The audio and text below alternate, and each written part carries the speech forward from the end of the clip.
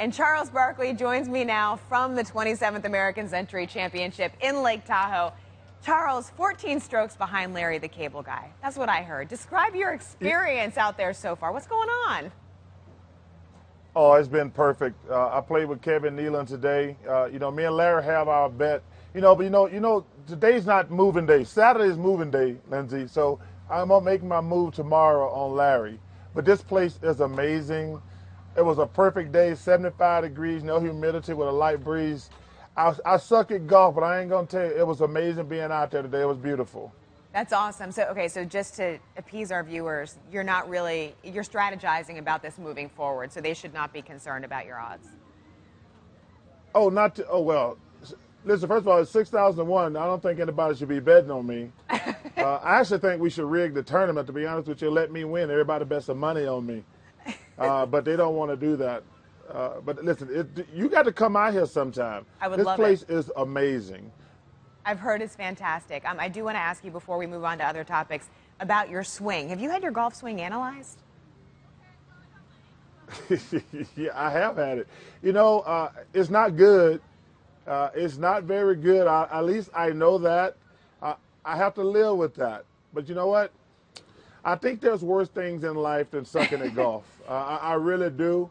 But I'm having fun, believe it or not. I would love to play better, but I'm just not any good. It's that simple. Well, it's fun to watch, that's for sure. I want to ask you about the NBA news that we had yesterday on our show announcing the All-Star game being pulled out of Charlotte. Today, reaction mixed as to if the NBA made the right call. As a former player who grew up in the South, what do you think about the decision? I think it was great by Commissioner Silva. I was one of the first guys to say we should move the All-Star game. I'm so proud. This guy has really done a good job. Listen, first of all, as a black man, I'm against any form of discrimination. And we have a platform and we can speak out on different things. And I'm really proud of the NBA for moving the game out of Charlotte. And I know some people probably didn't like the decision, but when you have that much power, which the NBA does, you have to use it in a positive light. And so I'm so glad they stood up for the gay people out there. God bless the gay people. We're with you. We're united with you. And I'm glad they moved the game. All right, moving on to the Warriors for a moment, Charles. After Kevin Durant signed with Golden State, I know you said you were disappointed in that decision.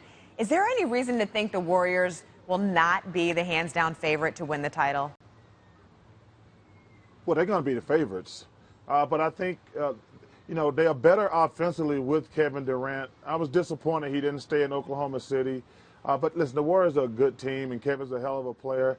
But they're still going to be small. They're still going to be shooting a lot of jump shots. And I think you got to pound them down low. It's going to be the same formula because as great as Kevin Durant is, they're going to be relying on jump shots. Can they play defense and rebound the ball? That's going to be the key, but they're definitely going to be the favorites going into the season. How long do you think it's going to take realistically for them to gel and for us to see any sort of super team work out of them? Well, they're going to be great from the beginning.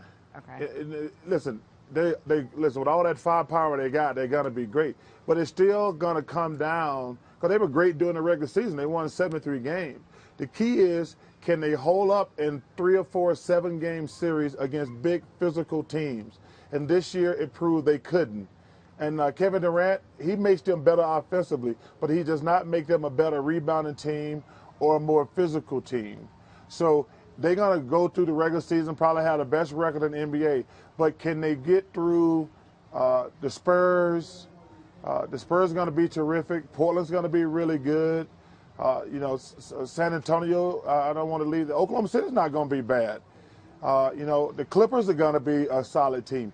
Can they hold up against big physical teams? That's what it's going to come down to.